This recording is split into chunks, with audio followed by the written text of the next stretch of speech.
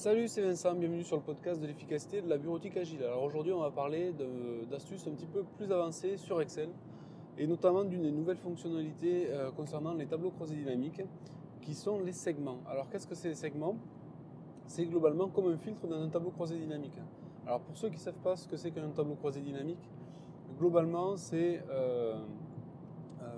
un résumé, c'est un outil qui permet à partir d'une table de données plus ou moins longue de créer un résumé de cette table-là suivant certains axes par date. On peut compiler certaines informations, les regrouper. Voilà. Et donc du coup ça permet de faire pas mal de choses, notamment euh, des angles d'analyse, des tableaux de synthèse, des reporting. Voilà. Et on peut aussi faire des graphiques dynamiques comme ça. Et il est apparu, alors je ne me souviens plus exactement depuis quelle version, je pense que ça doit être Excel 2010, une nouvelle fonctionnalité qui s'appelle les segments et qui correspond simplement à des filtres des tableaux croisés dynamiques. Le gros avantage de ce truc-là, c'est que c'est beaucoup plus simple en termes de... C'est plus visuel, on va dire, c'est plus facile à utiliser d'un point de vue visuel, et surtout c'est beaucoup plus dynamique dans l'utilisation, si peu qu'on choisisse les bons segments, c'est-à-dire les bons filtres. Et ça permet notamment, par exemple, j'ai utilisé ça hier pour faire du ménage dans les données, du traitement de ce que j'appelle du nettoyage dans les données. Et donc j'ai récupéré le fichier d'une collègue et je souhaitais mettre à jour les parties qui me concernaient. J'ai donc utilisé ce graphe, un tableau croisé dynamique. En utilisant les segments, ça m'a permis de rapidement trouver toutes les informations qui étaient erronées, celles qui étaient à mettre à jour. Donc ça, c'est pour les trouver. Et après, je les ai corrigées tout simplement dans l'onglet d'origine. Et j'ai fait ça, au lieu de basculer d'un écran à l'autre, j'ai ouvert aussi une seconde fenêtre. Donc ça, c'est dans affichage nouvelle fenêtre. Sur un fichier Excel, vous pouvez utiliser plusieurs fenêtres, c'est-à-dire que vous pouvez, comme si vous ouvriez un autre fichier Excel, et que vous fractionnez votre écran, vous pouvez comparer deux fichiers Excel différents. Vous pouvez le faire aussi sur le même fichier Excel en créant une nouvelle fenêtre. Donc ça, c'est dans le menu affichage, nouvelle fenêtre.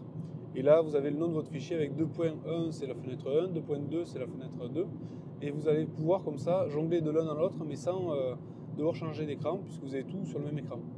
Donc rien qu'avec ces deux astuces cumulées, ça m'a permis de remettre à jour, faire à peu près plus de 200 mises à jour, et de trouver ces 200 mises à jour assez simplement et assez rapidement, là où jamais je l'aurais fait finalement sans l'utilisation des segments, parce que c'est un peu galère à trouver des infos qui sont pas bonnes dans un fichier.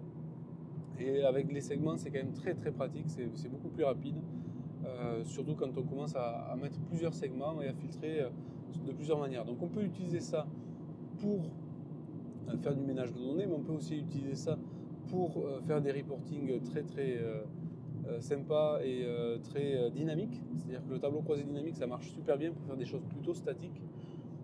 Les segments, c'est fait pour utiliser les tableaux croisés dynamiques de manière plutôt dynamique, justement. Voilà, donc il y a des très bons exemples. Alors, sur une chaîne YouTube, je ne me souviens plus, allez voir, je crois. Ça s'appelle Learn Access, je crois, le gars qui fait ça.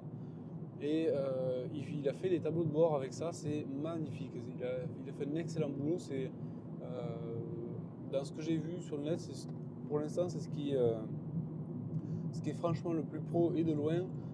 C'est normal parce que c'est son métier, à la personne qui fait ces vidéos là. Et c'est très inspirant, donc je vous invite à regarder ça. Learn Access en chaîne YouTube, et vous verrez, il y a des tableaux, notamment des tableaux de bord à base de segments qui sont très très bien faits, que ce soit d'un point de vue esthétique ou d'un point de vue management des données. Donc c'est très intéressant, je vous invite à y jeter un œil. Voilà. Il me reste plus qu'une chose à faire, c'est si tu découvres ce podcast, n'hésite pas à t'inscrire à ma liste de contacts personnels à laquelle j'envoie ce type d'astuces. Une fois par semaine ou toutes les 2 semaines, j'envoie le récap de tous les contenus que j'ai pu faire sur les différents média que j'utilise. Et moi, je te souhaite une excellente journée. À très vite sur le podcast, par exemple. Bye bye.